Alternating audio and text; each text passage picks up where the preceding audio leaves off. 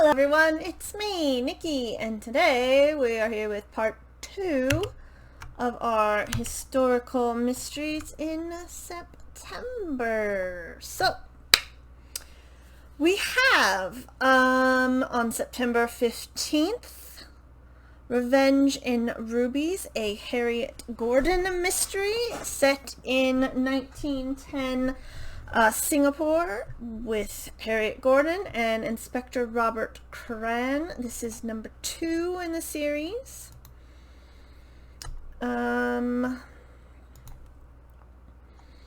See if we can find anything out about it. She's in Singapore at the height of colonial rule. She advertises her services as a personal secretary. And then her first client is Dice. So Inspector Robert Curran notices that Harriet has a keen eye for detail and a strong sense of duty, as does her distrust of the police. Another body is dragged from the canal. And this is in the first book, by the way. So Harriet feels compelled to help with the case. And that is all I know.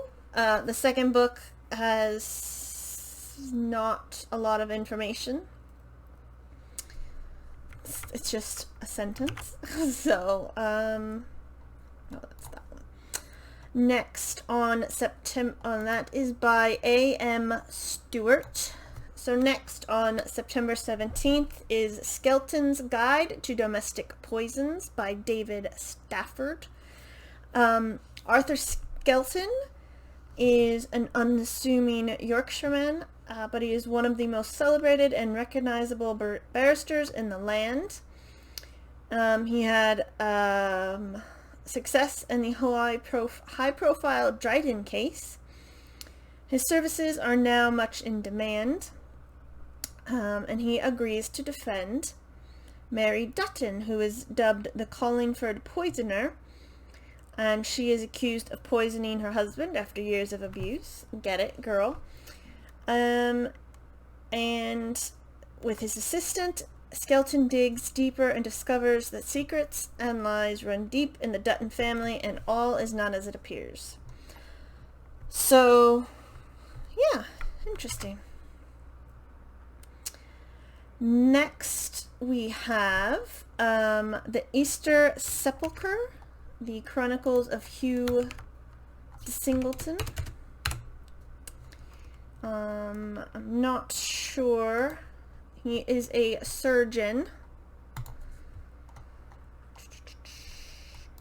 I'm not sure when it's set. The first one doesn't say much. Let me click on it and see. He's the 4th son of a minor knight. He's been educated as a clerk.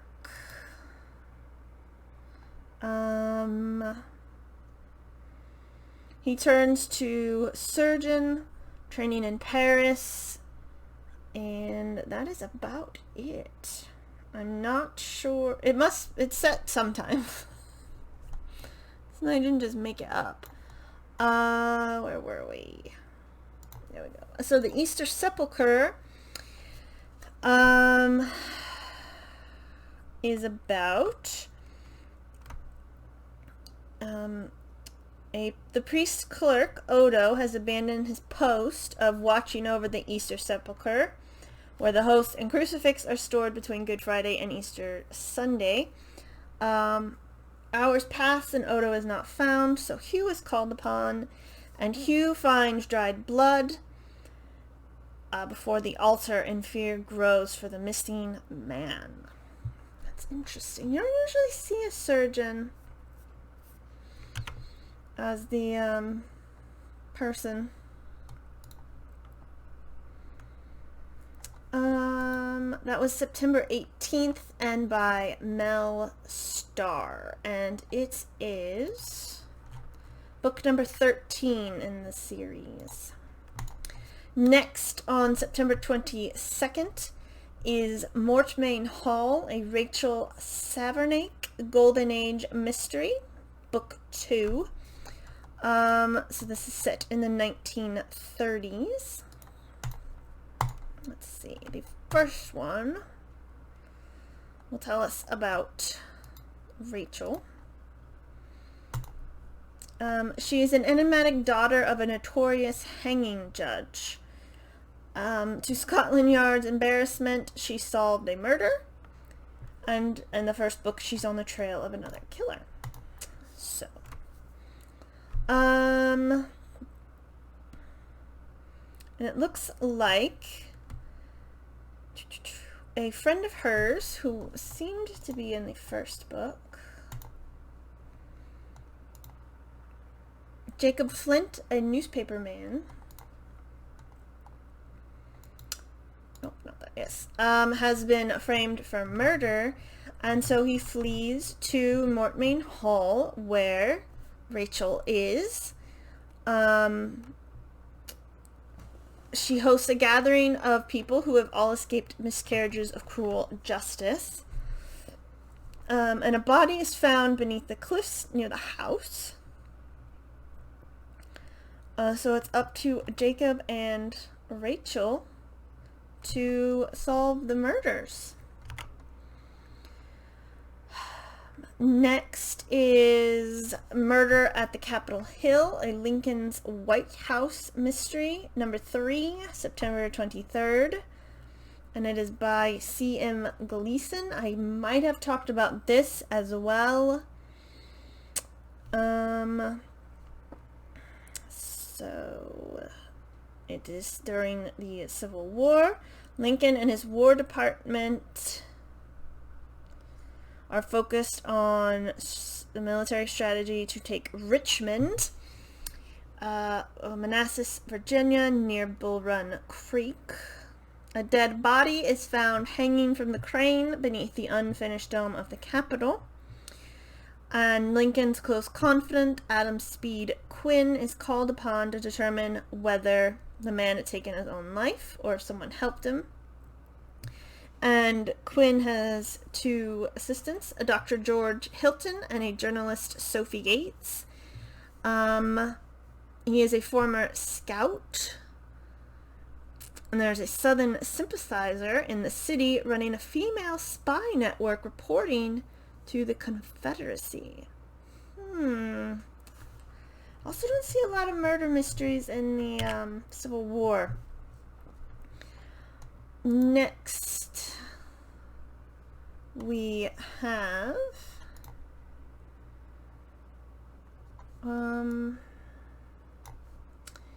The Fire Court, James Marwood and Kat Lovett, number 2, September 23rd, by Andrew Taylor. The Great Fire has ravaged London. So the city is rebuilding. And there are 2 mysterious deaths, and James Marwood, a trader's son, is thrust into the environment when his father discovers a dead woman in the very place where the fire court sits. Next day, his father is run down. So Marwood and Kat, the daughter of a despised regicide, set out to find the killers. That's all I have on that. I'm getting better at this. Go me. Next we have Death of the Chinese Field Hands, an old Los Angeles book.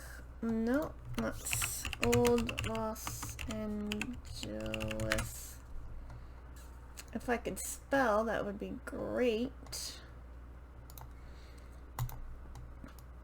Old Los Angeles Mysteries. I'm not sure how old, which is what I'm trying to find.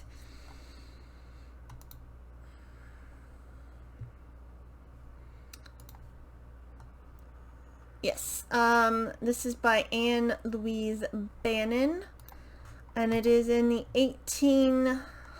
the first one is in 1870, this one is in 1871, so very old Los Angeles. Physician and winemaker Maddie Wilcox has always despaired of how violent Los Angeles is. She should just wait until like the 30s and the 40s. This is the third book in the series. The Pueblo explodes in a riot and 18 Chinese men are lynched.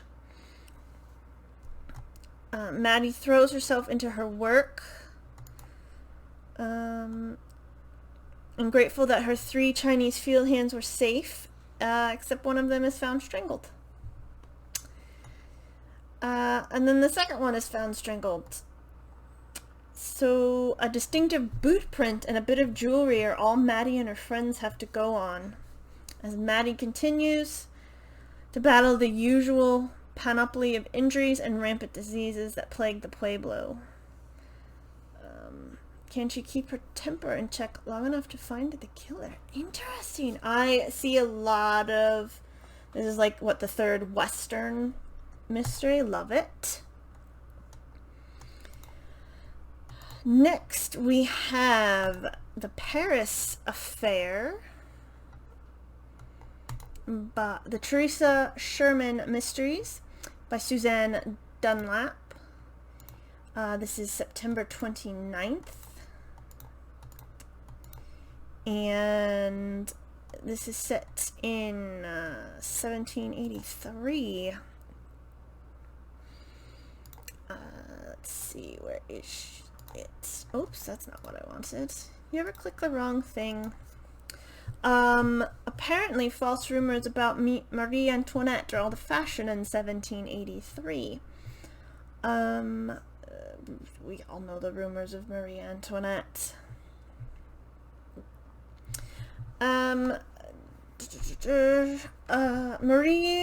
Marie's brother decides that mystery-solving violinist Teresa Sherman is the ideal candidate for a spy to discover the source of these vile slanders. She's only too glad to get away from Vienna, unwilling to commit herself yet to marrying Zoltan, a Hungarian baron she met when she was 15. She wants to explore a new musical scene and broaden her artistic education. But the captain, who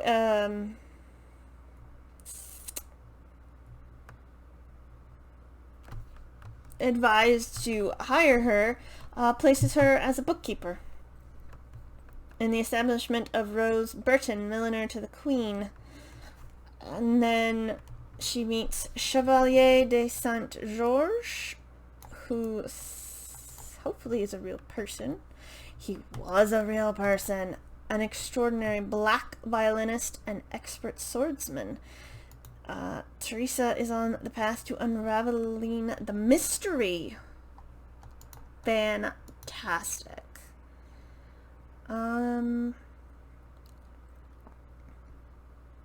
That is fantastic. So, oh, he died at 53. What the how did he die? Where did he die? Show me, Wikipedia.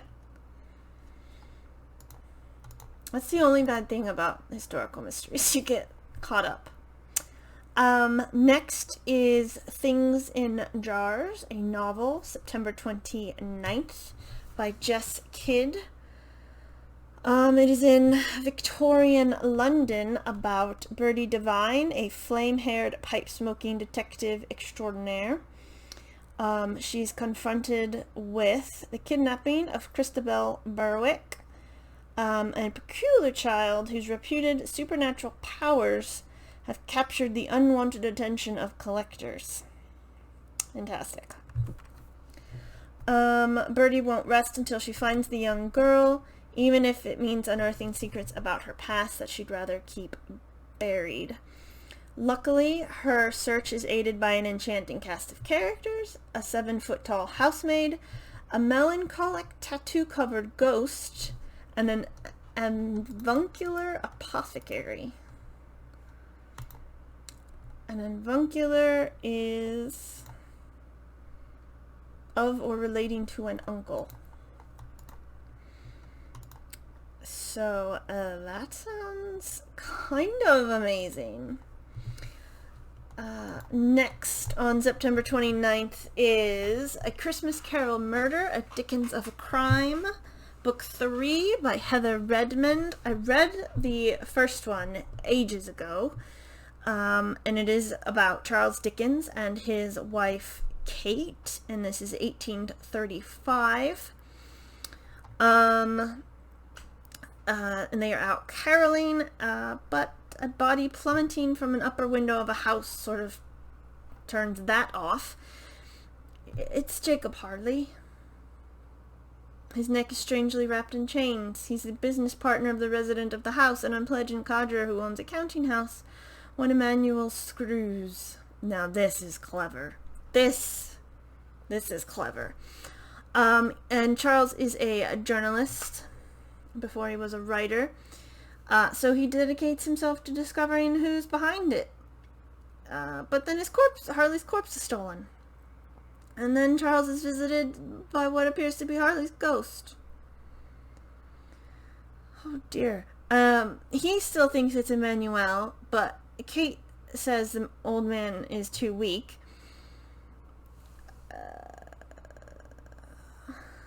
And I don't know, they might be married by this point, because in the first one they had a little hint of something. So they might be married by the third one. And then there's an infant orphan. And so he must find the child a home while solving a murder. Now that sounds really good. I do like that a lot. Because it was Marley, right? Yeah. Next, September 29th, is A Pretty Deceit, a Verity Kent mystery. I feel like I've talked about Verity before. Maybe. Or the cover just looks familiar. This is book number 4 in the series by Anne Lee Hubbard.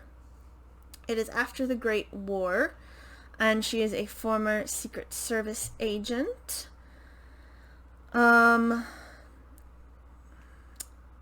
Peacetime has brought little respite for Verity. Intrigue still abounds. Her once prosperous aunt has fallen on difficult times, but there are strange goings-on at the manor, including missing servants, possible heirloom forgeries, and suspicious rumors, all leading to the discovery of a dead body. I feel maybe I've talked about this one before. I'm not sure. Verity and her husband Sidney investigate the mystery. They are on the trail of an old adversary. Ooh, from one of the 3 books before. Then they have a dear friend who stumbles upon a code that may reveal the truth. Verity wonders if they are really the hunters or the hunted. I like that. Next, September 29th is Murder at Queen's Landing, a Rexford and Sloane mystery. Book number 4 by Andrea Penrose. This is East India Company, so what, like 18 something or other? Does the first book say? No. Regency London. So yeah, 1817 or whatever. The murder of a shipping clerk, strange disappearance of friends, rumors of corruption within the East India Company, all add up to a dark mystery leading Lady Charlotte Sloane and the Earl of Rexford that call into question how much they really know about the people they hold dear and each other. So it starts with Lady Cordelia, a brilliant mathematician, and her brother disappear from London. And the rumors swirl about fraudulent bank loans and a trading scheme that threatens the entire British economy. And Charlotte and Rexford, who are their friends, set about to clear the siblings' name, uncover their whereabouts, and unravel the truth. They delve into the murky world of banking and international arbitrage.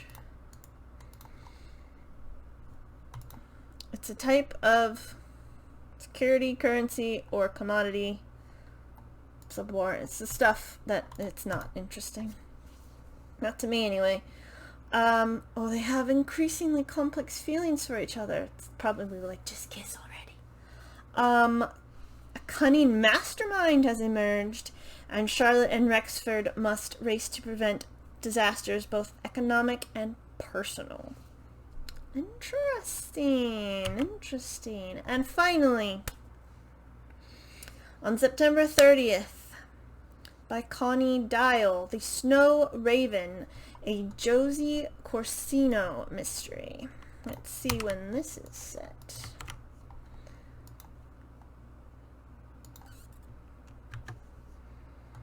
If it's even at Goodreads. Not when this is set. If it's...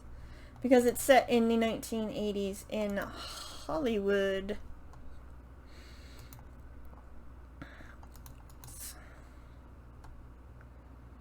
I'm not sure if this is part of a series or the first in a series.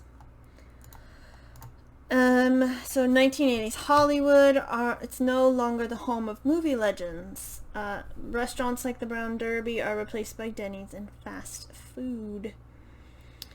Narcotics detective Josie Corsino thrives in the decadent world, tracing drug dealers, destroying crack houses, and raiding opium dens. Her husband and son need her, and she needs to be on the street. The detectives in her squad don't fit the spit and polish image of the Adam 12 LAPD.